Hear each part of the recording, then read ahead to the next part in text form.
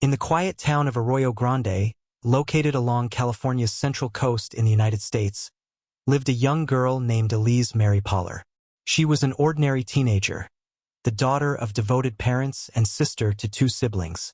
Her days were filled with school, family time, and simple outdoor activities. Elyse grew up in a safe and peaceful environment, where problems felt distant and violence was rare. She wasn't rebellious or troublesome. On the contrary, she was quiet, studious, and often spent more time with her family than with friends. But like many tragic stories, everything changed when Elyse entered high school. The famous American high school, a phase that can be both transformative and challenging for any teenager. When she started high school, she was exposed to new influences, new friendships, and social pressures that had previously been far from her reality. Slowly, her life began to take a completely different direction. Elyse, who once led a calm and controlled life, started going to parties, experimenting with alcohol and later with drugs. This change worried her parents deeply. The situation reached a critical point, and Elyse's family decided to intervene. That's when she was admitted to a rehabilitation center called Mariposa Community Recovery Center, in an attempt to help her overcome her addictions. It was at this center that Elyse met someone who would mark her life fatally. Jacob Delashmet, a young man with a history of drug use and dark interests. Jacob wasn't alone. He was part of a group of 3 teenagers who shared the same passion for extreme music and curiosity about the supernatural. The other members of the trio were Royce Casey and Joseph Fiorella. These 3 boys had something in common beyond their taste for heavy music: an obsession with occult themes, rituals, and symbols linked to evil. They were unconditional fans of the band Slayer, one of the greatest legends of thrash metal. Slayer was a band whose lyrics openly spoke about death, war, Satanism, and chaos. For many, it was just art. But for Joseph Fiorella, there was something deeper hidden behind the songs. Joseph dove deep into the band's lyrics, analyzing them as if they were coded messages. He read, reread, and discussed with his friends about possible hidden meanings. In addition, he consumed books and texts about black magic, ancient cults, and forbidden practices. His friends followed him on this dark journey, further fueling his theories. According to later testimonies given by Jacob Delashmet to the Washington Post, it was Joseph who suggested the idea that changed everything: a human sacrifice as an offering to a supernatural entity. He believed that by offering a virgin soul, they could gain special powers, specifically advanced musical skills to play guitar like true professionals. Thus emerged the terrible plan that would lead to Elyse Pahler's tragedy. Elyse had been introduced to the group through Jacob, whom she met during rehab. First, she thought she was making new friends. But while she was forming connections, the 3 boys were setting a cold and calculated trap. They started testing Elyse, checking how far she would go with them, whether she would trust them enough to go to isolated places. They wanted to be sure she wouldn't resist or run away. Meanwhile, preparations for the ritual progressed. Locations were chosen, objects gathered, and dates set. Everything seemed to be aligning for the worst possible scenario. The forest near Arroyo Grande was chosen as the perfect crime scene. A remote, silent place full of trees, ideal for hiding what they intended to do. On the night of the planned meeting, Elyse had no idea she was about to enter a nightmare with no return. She had been invited by Jacob to smoke marijuana with his friends in the woods.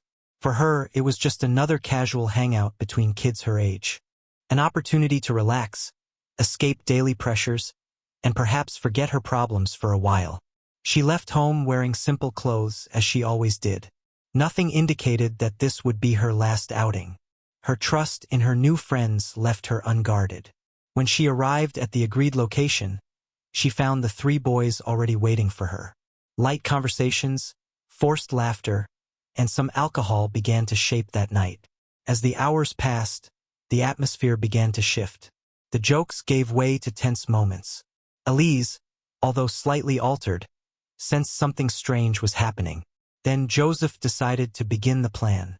He suggested they move to an even more secluded spot, where no one could hear or interrupt what they intended to do.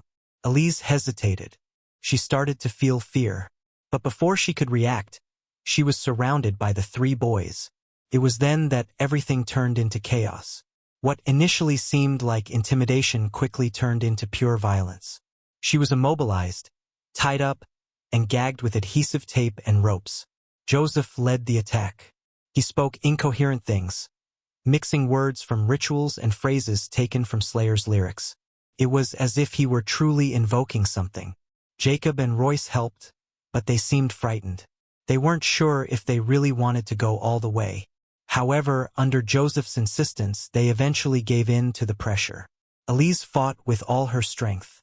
She cried, begged, and pleaded for mercy. But nothing seemed to shake the boys surrounding her. Her screams were muffled by the gag and the silence of the forest. After a long struggle, Elyse was brutally murdered. The crime was cruel, cold-blooded, and completely inhumane. A sacrifice that, according to them, should grant them power. Once it was over, the three cleaned the scene and removed the body. They wanted to ensure no trace remained and that no one discovered what had happened. They believed they had committed the perfect crime, that the pact made in the darkness would protect them. But they didn't know that, even in the shadows, the truth has a way of coming to light. Elyse did not return home the next morning. Her parents were surprised. She had never spent the night away without telling anyone. At first, the family thought she might be with friends or had decided to spend some time alone. But as the hours passed, concern grew. After 2 days without news, Elyse's parents went to the police. That's when the official investigation into her disappearance officially began. Authorities started investigating. They looked into the last people Elyse had been seen with, her online conversations, and possible places she may have gone. That's when the names of Jacob DeLashmutt, Royce Casey, and Joseph Fiorella came up. The three were known for having eccentric behavior and dark interests. When questioned, the boys said they had gone out with Elyse, but claimed she had left them alone during the night and simply disappeared. Their version was vague, full of contradictions. The police immediately suspected foul play. The way they told the story seemed rehearsed, as if they were trying to hide something bigger. Despite the suspicions, investigators had no concrete evidence. Without a body, witnesses, or a confession, the case risked being archived. Meanwhile, the three boys returned to normal life. No one suspected they carried a horrible secret, the brutal murder of an innocent girl. But their silence wouldn't last forever. One of the members of the group, Royce Casey, started feeling the weight of guilt.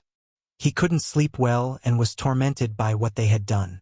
Joseph, on the other hand, seemed indifferent. He continued reading books on occultism and openly talked about rituals, almost as if he was proud of what they had done. Jacob also seemed affected, but not enough to confess. He feared legal consequences and what would happen if anyone discovered the truth. While the police continued their investigation, Elyse's family did everything they could to keep the case in the public eye. They distributed flyers, made public appeals, and sought media support.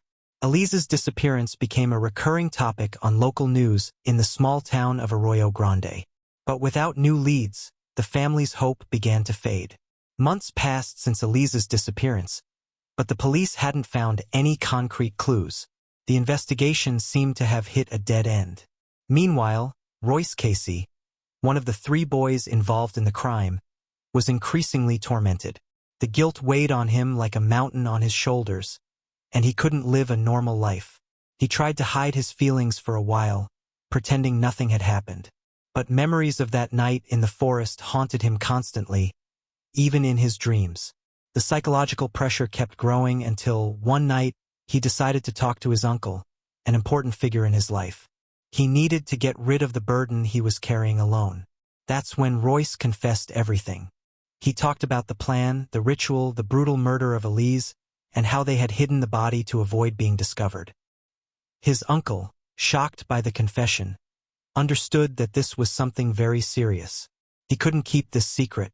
He knew he needed to tell the authorities before anyone else suffered. The next day, Royce was taken to the police station, where he finally opened up completely. He described in detail what happened that fateful night. The confession shocked the investigators. Until that moment, there had been no physical evidence of the crime, only suspicions. Now, for the first time, someone was taking responsibility. Based on the information provided by Royce, the police began searching the area where he indicated Elyse's body might be buried. After days of intense searches, the officers found Elyse's remains in a remote part of the forest. It was the definitive confirmation that the worst had indeed happened. When Elyse's family learned the news, it was devastating. The pain was already great due to her disappearance. But now came the certainty that she had been cruelly taken from life. Bodies hold many truths, and Elyse's revealed all the horrors she endured. Legal exams confirmed serious injuries, signs of extreme violence, and evidence of sexual abuse. The silence that protected the killers had been broken. With Royce's confession and the discovery of the body, the investigation gained momentum, and the other two suspects would soon be called to account. The case, which seemed lost in the shadows, was about to take a decisive turn. The authorities now had sufficient elements to charge Jacob DeLashmutt and Joseph Fiorella with Elyse Pahler's murder. With the confession from Royce Casey and the discovery of Elyse's body in the forest, the investigation gained strength. The authorities now had enough evidence to formally accuse Jacob DeLashmutt and Joseph Fiorella for Elyse Pahler's murder. Jacob was the first to be questioned again. This time, however, he could no longer escape the truth. The evidence was piling up, and his former friend had already revealed details that only someone present could know. Under pressure from investigators and the impossibility of staying silent, Jacob ended up confessing his involvement in the crime. He admitted to helping restrain Elyse and participating in the removal of the body.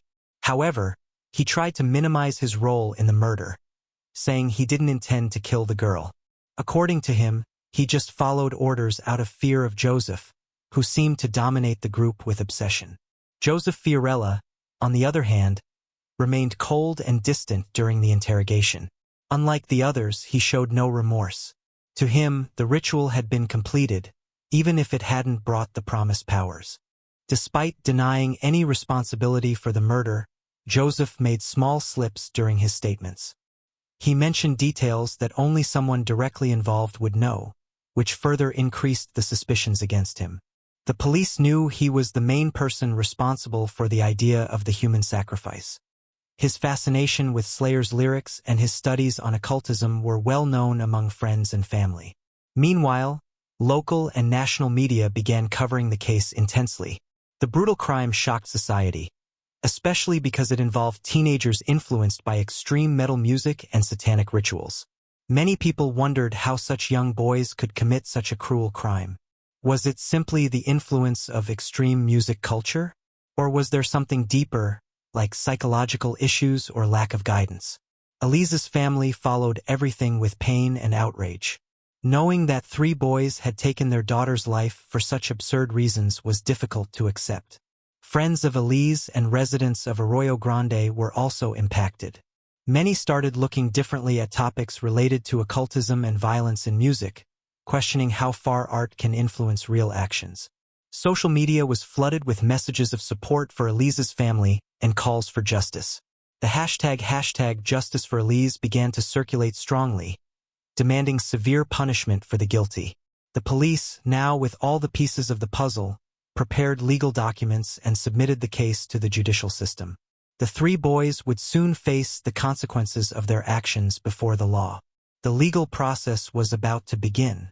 All those involved would face the consequences of what they had done. After weeks of trial, emotional testimonies, and technical analysis, the moment everyone was waiting for arrived. The reading of the final sentence for the 3 young men accused of murdering Elyse Mary Pahler. The courtroom was packed. Family members of Elyse, friends, town residents, and media representatives attended to witness the outcome of a case that had shocked all of California. Joseph Fiorella, the intellectual leader of the crime, was the first to hear his sentence.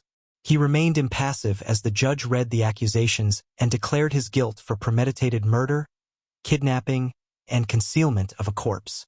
Because he was considered the main person responsible for planning and executing the crime, Joseph received one of the harshest sentences: 25 years in prison without the possibility of parole before that period. Jacob DeLashmutt, who had shown regret during the trial, was also found guilty. Because he partially cooperated with justice and showed signs of remorse, his sentence was slightly lighter, but still heavy. 25 years in prison. Royce Casey, the first to confess and cooperate with the authorities, received a somewhat more lenient sentence, although significant. 25 years in prison with possible review after 20 years depending on his behavior in jail. The decision was met with emotion by Elyse's family. Many cried, not from sadness, but from relief. Justice had been served, even though it wouldn't bring their daughter back. For the residents of Arroyo Grande, the sentence symbolized the end of a painful chapter. The case had shaken the peace of the small town and left marks that were hard to erase. As he left the courtroom, Joseph Fiorella looked directly at Elyse's parents. Neither said anything, but the look of pain and indignation was enough to show the weight of the loss he had caused. On social media, the hashtag Justice for Elyse went viral again. Many praised the courage of the family and the work of the authorities in ensuring the guilty were punished. Despite satisfaction with the conviction, some experts warned that cases like this raise deeper questions. How far can cultural influences affect the minds of teenagers? How can crimes motivated by fanaticism be prevented? Forensic doctors and psychologists analyzed the mental profiles of the three boys. Some indicated signs of psychological disorders, while others pointed to drug use and social isolation as aggravating factors. Slayer, the band whose music inspired part of Joseph's obsession, did not officially comment on the case. However, many fans and defenders of art defended that the responsibility for human actions should not be attributed to culture or entertainment. Meanwhile, the three young men began serving their sentences in different institutions. Separated, they would face the rest of their lives behind bars, carrying the weight of a crime they could never erase. With the sentence defined, Elyse Pahler's case entered history as a tragic example of what can happen when the human mind is dominated by darkness, fanaticism, and lack of guidance. With the killers sentenced and the legal process closed, Elyse Pahler's family began to rebuild their lives. But no sentence could erase the pain of losing a loved one in such a brutal way. They decided to honor Elyse's memory by creating a legacy that represented who she was. A kind young woman full of potential and a promising future cut short by the wrong choices of other people. Elyse's mother, in an emotional interview, said, "We want people to remember her not by how she died, but by how she lived, with love, simplicity, and kindness." It was then that the idea arose to create a foundation in Elyse's name, aimed at helping at-risk youth by offering psychological support, therapy, and guidance to those facing similar problems. The Elyse Pahler Foundation became a reference in prevention programs for drug use, fighting social isolation, and promoting mental health among teenagers. In addition, the family also launched educational campaigns in local schools, warning about the dangers of negative influences, peer pressure, and early consumption of illegal substances. These efforts were guided by a single mission: to prevent another family from going through the same suffering. Each lecture, each conversation, each program had the goal of saving lives. Residents of Arroyo Grande also mobilized. Many volunteers joined the foundation's efforts, helping organize events, raise funds, and promote the cause. Every year, on Elyse's birthday, the city holds a symbolic event in her honor. There are moments of reflection, testimonials, and cultural activities that celebrate her memory.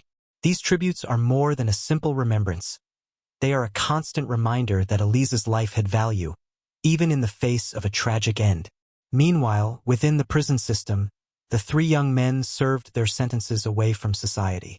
Without the right to parole before 25 years, they had plenty of time to reflect on their actions. Joseph Fiorella, the leader of the crime, remained distant from any attempt at rehabilitation. Some reports indicated that he still nurtured dark interests, even behind bars. Jacob Delashmet, on the other hand, sought psychological help and participated in social reintegration programs. He expressed regret in letters written to Elyse's family, although he knew he could never undo what he had done. Royce Casey, the first to confess, became part of internal recovery projects within the prison. He even wrote a book about his experience, warning other young people about the dangers of fanaticism and lack of guidance. The case of Elyse Pahler left deep marks in California and served as a national warning about the importance of dialogue between parents and children, emotional education, and vigilance over extreme behaviors among teenagers. The case of Elyse Mary Pahler is much more than a tragic crime. It is a warning, a dark portrait of what can happen when vulnerable young people are influenced by extreme ideas and emotional isolation. She was a victim of a barbaric crime motivated by obsession, fanaticism, and a dangerous distortion of extreme metal culture. But her story doesn't have to be forgotten. It should serve as an example so that others can be saved.